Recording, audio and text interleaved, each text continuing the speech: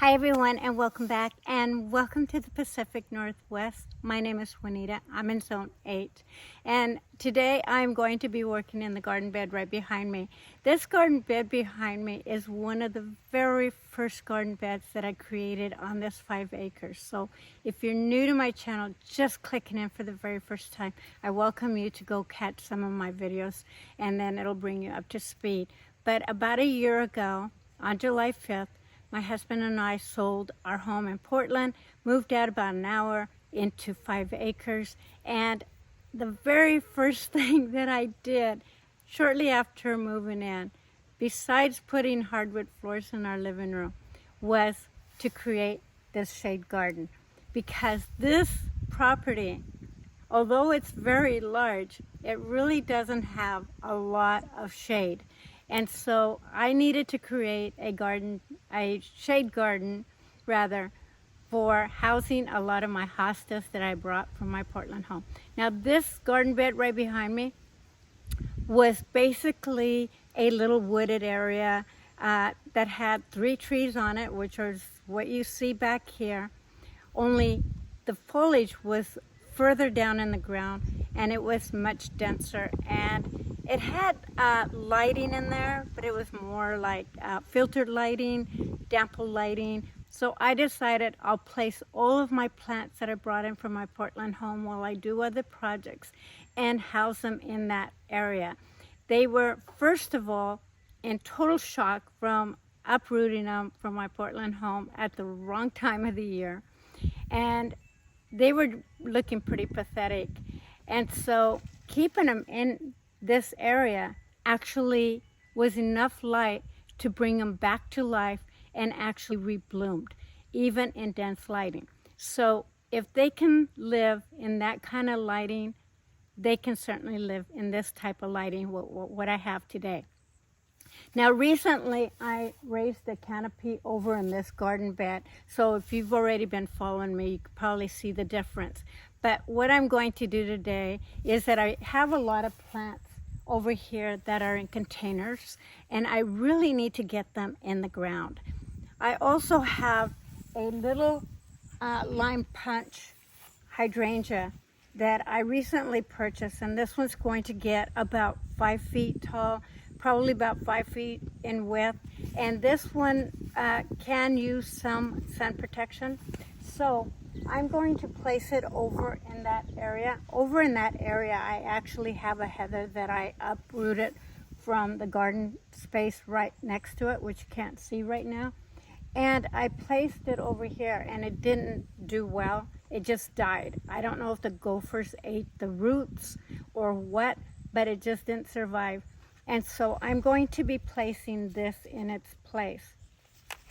Now, this garden area here, right now, you can see that it's in full sun, but it actually gets morning sun, then it goes into shade for a good part of the day, and then in the early evening, it'll get blasted with afternoon sun, as you can see it right now. And so this is going to thrive beautifully, but I've got to get it in the ground because it's not going to live in this container for very much longer unless I put it in a larger container, and I don't want to do that. So it's best to get it in the ground. Now, I do get deer in this property, and so far, outside of seeing some nibbles on my rose bush next to my home and in my backyard, and I don't think they've touched anything in my semi-shade garden, which I'll show you that in a minute. And they certainly have not touched any of the plants that I brought in from my Portland home. The whole time I had them housed in there, they never touched them. Isn't to say that they wouldn't go in there and start eating my plants. They just haven't done it yet. So I am a little worried that this being exposed right there where they track through in this area may get nibbled on, but we'll find out if it does or doesn't. It's always good to take a chance, and so that's the chance that I'm willing to take. So I'm going to turn the camera around, show you all the plants that I need to plant and what I have in mind, because it's better for me to do that then to just talk you through it. So let me do that, and then I'm going to go ahead and get started. This is what I have. I have 3 Allium Milleniums over here that are in pots. I need to get at least 2 of them in the ground. This one I'm going to remove and place it somewhere else. I have another area that I could use that one. So I'm going to place those 2. My dahlia over in this corner performed really great shortly after I planted it here last year. And it performed good early in the springtime. But come summer, it hasn't been performing really great for me. So I'm kind of thinking maybe I need to just trim this back ever so slightly so that it can get maybe another hour of sunlight. And then I have a couple of, well, not a couple. I actually have one Bonfire Euphorbia that I need to get in the ground, and it's going to go right there. I have a Yarrow over here that's been performing really great. They love actual full sun, but this one's actually been performing just fine right there. And so what I'm going to do with that one is just move it a little bit further in this direction, because this right here is a blue-eyed tail grass. I have a yellow tail-eyed grass that I transplanted over here. It's kind of in that family. However, this one comes up in a cone, where this one, so far that I've witnessed, only has these little tiny, almost bluish, purplish flowers that are kind of like a daisy shape. And they're really kind of insignificant. Almost looks like it wants to bloom right here. So it's got a little, they're just little tiny dainty flowers. I bought it because I thought it was going to be very much like the yellow tail-eyed, but it isn't. That one there, I may move out of here and place it in another project, but if I find a spot over here, I'll do that. Then I have some blackberry weeds over here that I need to pick up as well. Over on this part of the garden, I have a lavender right here. This one actually, believe it or not, is actually rooted into the ground. It's made its way out of the pot and into the ground. So I need to take that out. I had another one, and that's why you see an empty spot here. This one's thriving, it's blooming for the second time and everything, but you know, lavender really needs to be exposed to full sun and not just part sun. I'm going to move that out. And then in this container here, if you go visit some of my Portland videos, I have a St. John's wort plant that I had given my sister some cuttings, and it's doing fantastic for her. And since I moved, I didn't bring any cuttings with me to propagate, and she ended up giving me a few stems, which most of them did not make it, but this one did. And this is absolutely gorgeous. So I need to repot this or place it in the ground. So that's something I need to do. And then right over here, I need to pull this heather out. This one was actually uprooted from this garden bed. And as you can see, excuse my shadow, but you can see that this garden bed right here, it's still full sun. It gets morning sun. But this area right here doesn't exactly get the heat of the afternoon sun. It does get hot, but it's not going to be enough to burn the leaves. At least I don't believe so. Maybe that's what happened to this. I don't know. But definitely that has to come up. Okay, I'm going to go ahead and get started. I'm just going to possibly use my auger and a couple of different shovels I brought out, just a normal shovel and my pull shovel that I tend to gravitate towards. And then I also brought my pick in case I have to go through any roots. But yeah, got to pull that up and then put my little lime. I think she's going to love it. I'm also going to establish all my plants with fish fertilizer, as well as put some new soil for this particular hydrangea.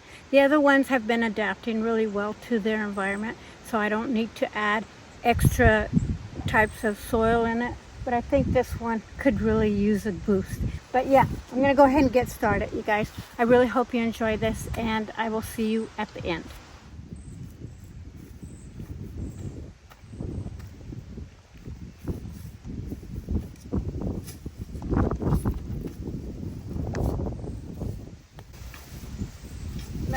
Look at that. It just lifted without any problems. I think the gophers got to it.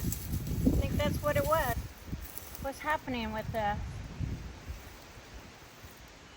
It's possible that I just didn't dig the hole big enough as well. It's probably, looking at it, looks like maybe that's what happened. So my bad. Yeah, because the hole's not very deep. So that didn't help this plant at all, which is kind of sad, but oh well. Let's just move that aside and dig this hole bigger.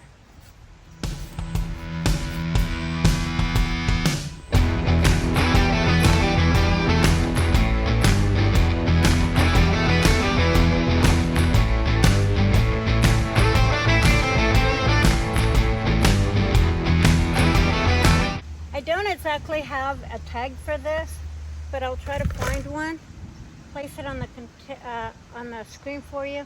But this one is supposed to get limey, then it through the season is supposed to start gradually getting red into the fall.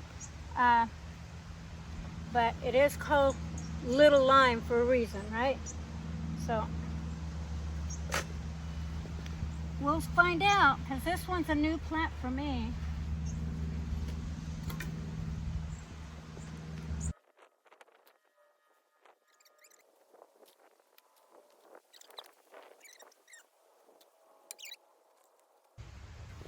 I've got a couple of mums that have been in containers for probably 5 years, if not better. And they have been thriving in the same container that I purchased them in. And so I'm gonna go ahead and get those in the ground over by the bird feeder, because this is gonna bring some really great October colors into this garden bed. So I'm gonna do that. I have 2 of them.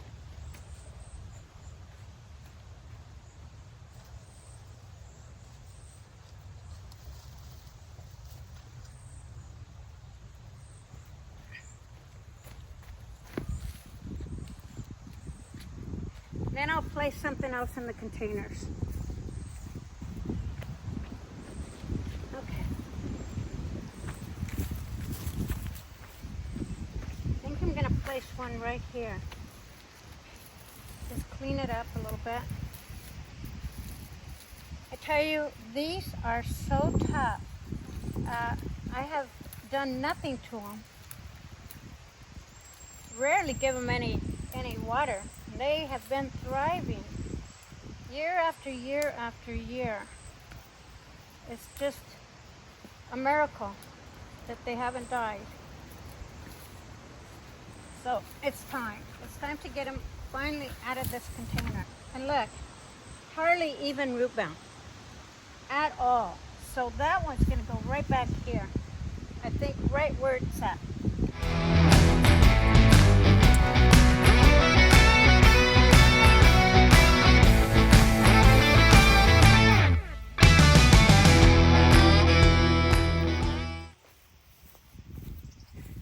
Look at the amount of roots this has. This lavender was really growing into the ground, probably loving it and getting well established. And here I go, interrupt its process. So what I'm gonna do to not disrupt the root system all that much, I'm just gonna use scissors and cut this away.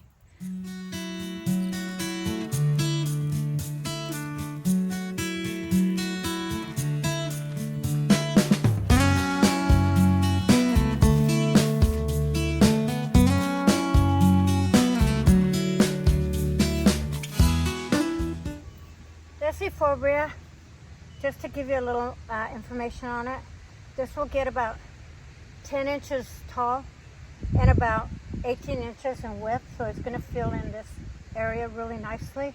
And then in the fall, it gets this really bright red foliage that just looks absolutely gorgeous. I mean, it's already red, right? But it really turns into a really deep red, and you don't see much greenery in the fall. But this has little yellow flowers on it, and it's unlike any euphorbia.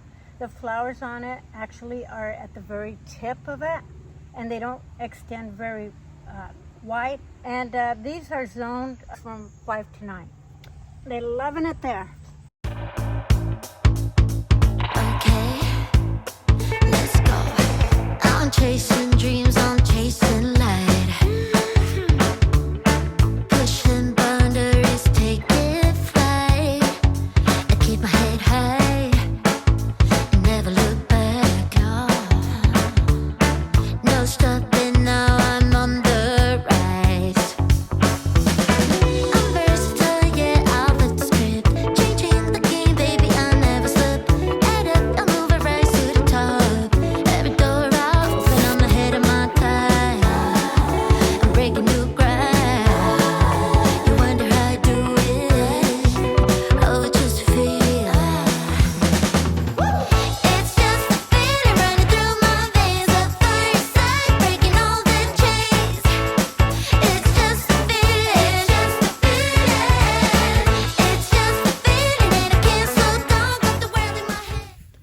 Okay, you guys, I'm completely done. Well, I shouldn't say I'm completely done because there is so much that I could do with this garden bed. But for this project, I am done. I ended up doing something that you're going to probably go, what is wrong with you? But I just kind of felt at the moment that it needed it. So I will walk you through that in the morning. I want to see if you guys even guess what it is first. But I also have a plant in there that I have absolutely no idea. I need to identify it. I'll let you know what it is in the morning. It could possibly be just a weed, but it appeared and it has really pretty flowers. I just didn't have the heart to pull it out. So it's going to stay because I kind of worked around it. I'll show you in the morning. It is late. It's probably about 9 o'clock, but you know what? I could literally be out here for hours into the night. It is so peaceful. I wish you guys could be out here with me because it is extremely peaceful out here. I don't even hear the coyotes tonight or the crickets, but it is time to say goodnight. I will see you guys in the morning. There is one more thing that I need to do to complete this project that I wasn't intended to do, which makes it the second thing that I wasn't intended to do, but you'll see in the morning. Okay, I'm gonna call it a night. Good night or good morning, whichever time you see me, and I'll just see you in a little while.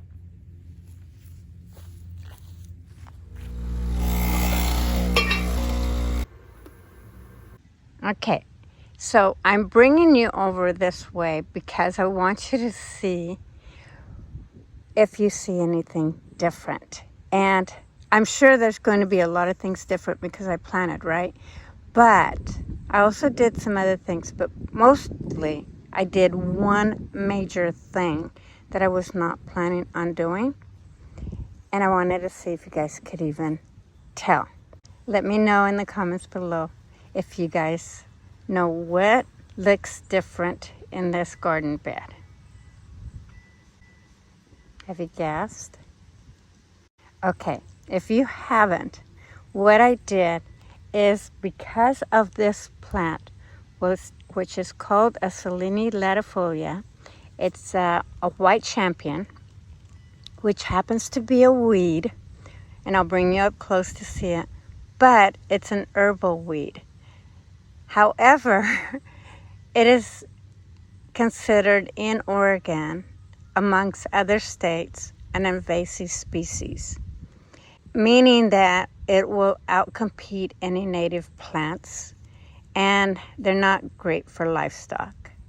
So for that reason, I'm probably going to move it out, but it's really kind of pretty. Let me show it to you. I mean, that's why I did the work that I did, because of this plant.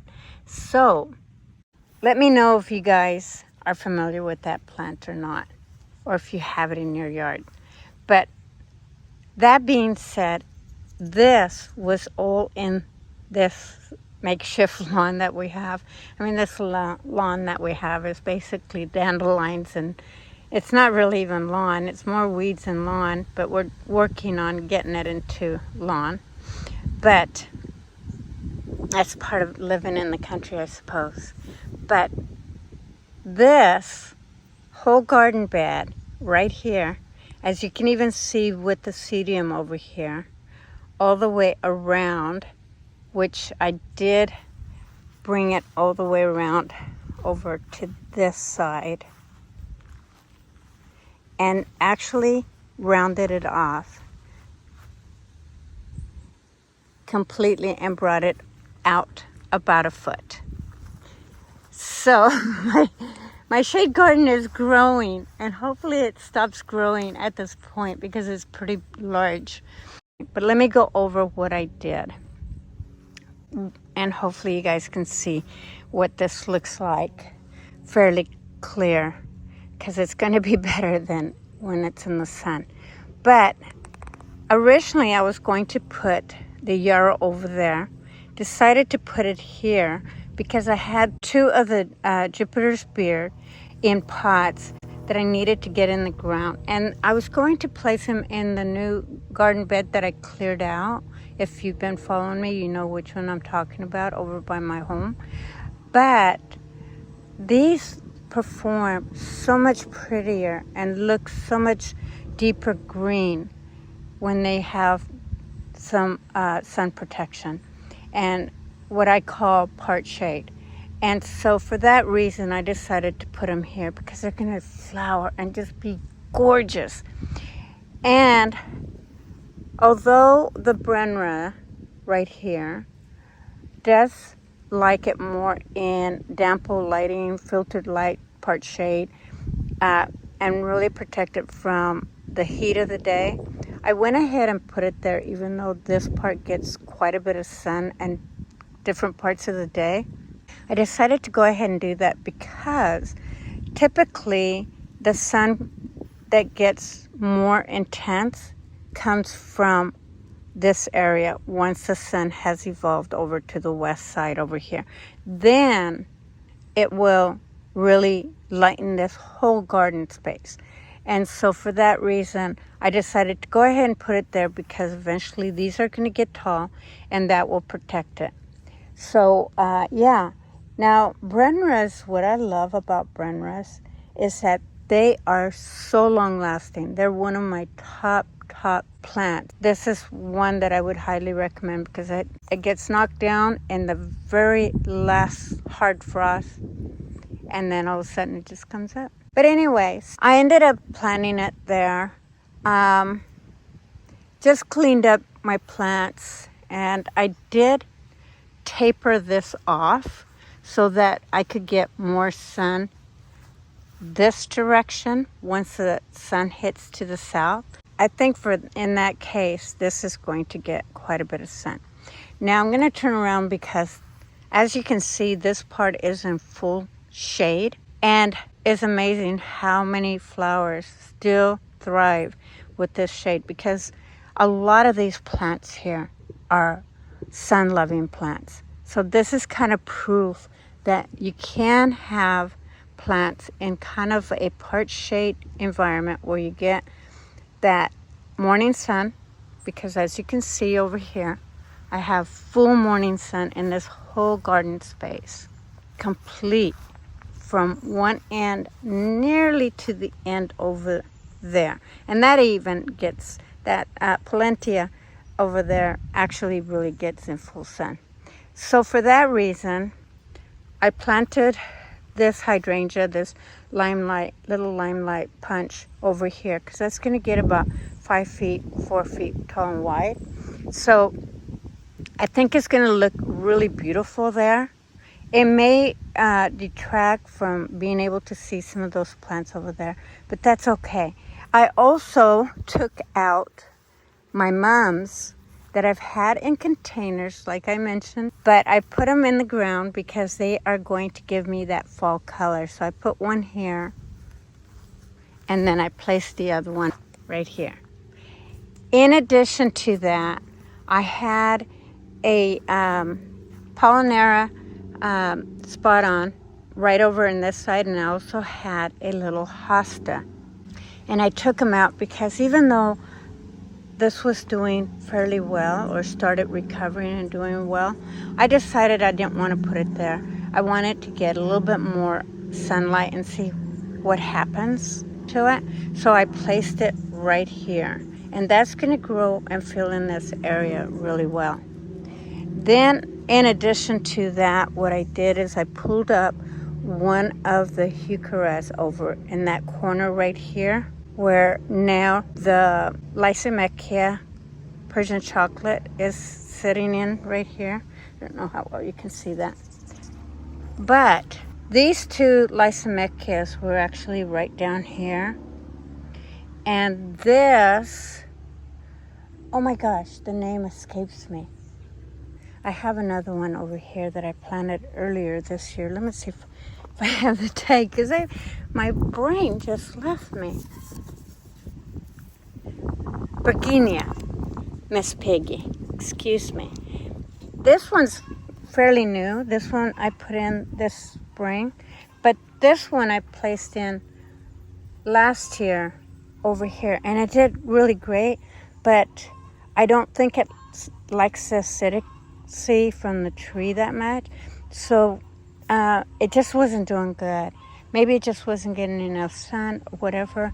But I moved it out because these Lysimachias were right here, and they were getting way too much sun. So hopefully the Jscursions will protect it from getting blasted with too much sun, because they just weren't looking really great. So I just pulled them up, put them there. I think they're going to look so much nicer right there.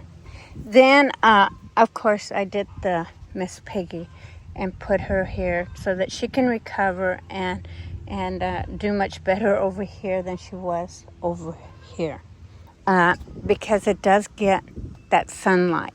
In fact, that sun is already starting to filter in here.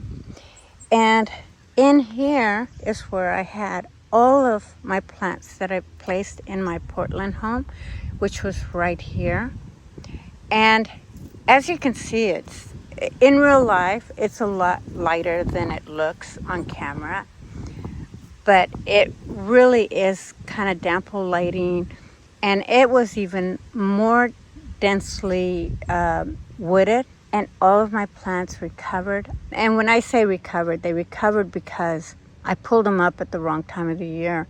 You know, you just don't pull up plants in the heat of the day, and especially in the middle of summer. Once they've been really, really established. So they did go in severe shock, but all of them, including, I think I even showed on one video, so go catch that video, where this Brenra just completely looked like it died and it came back. So this is why I like Brenras. And then eventually I will redo this container as well. But yeah, everything here is doing fantastic. I guess I could have shown you what plants were back there, but that's what I did on this side. Oh, and because I moved the Jscursion over here, I decided to go ahead and move this gem over a little bit more this direction. Almost looks like they're in line, which I don't like, but I wanted to give enough space over there, and it just looked like it was too much like soldiers walking. So I decided to move it over this direction, and there'll be more plants planted in this side as well. So it'll look better over time. But this is where I put the other mums, and yeah, I'm loving it. And then over here, I planted the blue-eyed tail grass, and I kid you not, the moment I put it here, it bloomed.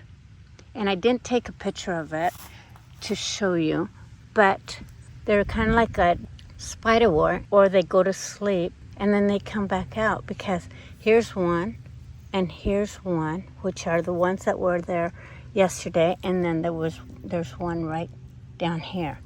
But yeah, let me point out all the plants that really love the sun so that you can see how well they're doing with just being in part shade. Here is my Bishop Dahlia. This is my Cocosima. This one here, I uprooted from over there.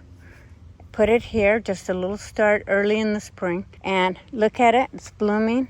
The Bishop Dahlia, that's neat deadheading. But look how beautiful that is. I showed that earlier. Here is my yellow eyetail grass. It started blooming in spring and it's still blooming. And yeah, this side here gets a lot more sun in the morning, but eventually this will all be shaded. I mean, it's only 9 o'clock in the morning.